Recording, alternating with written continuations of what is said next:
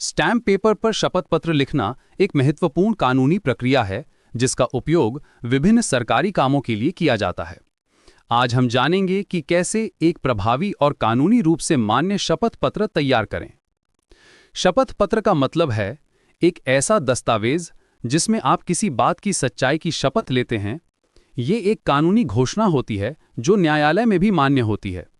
Stamp paper पर लिखा गया शपथ पत्र सरकारी कार्यालयों में विशेष महत्व रखता है। सबसे पहले सही स्टैम्प पेपर का चुनाव करना जरूरी है। आमतौर पर 10 रुपए का स्टैम्प पेपर काफी होता है, लेकिन कुछ राज्यों में ये राशि अलग हो सकती है। स्टैम्प पेपर खरीदते समय ये सुनिश्चित करें कि वो वैध हो और उस पर सीरियल नंबर स्पष्ट रूप से छपा हो। शपथ पत्र की शुरुआत हमेशा शीर्षक से करें। पेपर के ऊपरी हिस्से में बीच में शपथ पत्र लिखें। इसके बाद जिस अधिकारी को ये पत्र संबोधित कर रहे हैं उसका नाम और पदनाम लिखें। उदाहरण के लिए समक्ष श्रीमान उप जिलाधिकारी महोदय या जो भी संबंधित अधिकारी हो। अब शपथकर्ता की जानकारी देना शुरू करें। अपना पूरा नाम, पिता का नाम, माता का नाम और पूरा पता स्पष्ट रूप से लिखें। ये जानकारी बिल्कुल सही होनी चाहिए क्योंकि बाद में इसका सत्यापन हो सकता है। पता लिखते समय गांव, तहसील, जिला और राज्य का नाम भी शामिल करें। मुख्य घोषणा का हिस्सा सबसे महत्वपूर्ण होता है। यहां आप वो बात लिखते हैं जिसके लिए शपथ पत्र बना रहे हैं। जैसे कि जन्म पंजीकरण के मामले में आप लिख सकते हैं कि आपका जन्म किस तारीख को हुआ था और क्यों पंजीकरण नहीं हो सका। अज्ञानतावश या किसी अन्य कारण से यदि पंजीकरण नहीं हुआ है तो इसका स्पष्ट उल्लेख करें। समस्या का विवरण देने के बाद अपनी आवश्यकता बताएं। उदाहरण के लिए, न्याय हित में मुझे अपने जन्म प्रमाण पत्र की आवश्यकता है। ये वाक्य स्पष्ट करता है कि आप ये शपथ पत्र क्यों दे रहे हैं। इसके बाद संबंधित अधिकारी से अनुरोध करें। आप लिख सकते हैं कि संबंधित अधिकारी को आदेशित व निर्देशित किया जाए कि मेरे जन्म का इंद्राज अपने जन्म पंजिका रजिस्टर में किया जाए।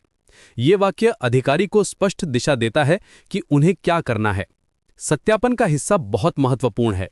यहां आप घोषणा करते हैं कि शपथ पत्र में दी गई सभी जानकारी आपके निजी ज्ञान में सत्य और सही है। आप ये भी लिख सकते हैं कि कोई तथ्य छुपाया नहीं गया है। अंत में, सच बोलने में खुदा मेरी मदद करे जैसा वाक्य जोड़ना परंपरागत है। तारीख और हस्ताक्षर के लिए जगह छोड़ना न भूलें। शपथ पत्र के नीचे बाईं ओर वर्तमान तारीख लिखें और दाईं ओर शपथकर्ता लिखकर अपने हस्ताक्षर के लिए जगह छोड़ें।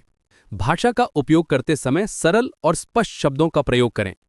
कानूनी भाषा का अनावश्यक उपयोग ना करें जो समझने में कठिन हो।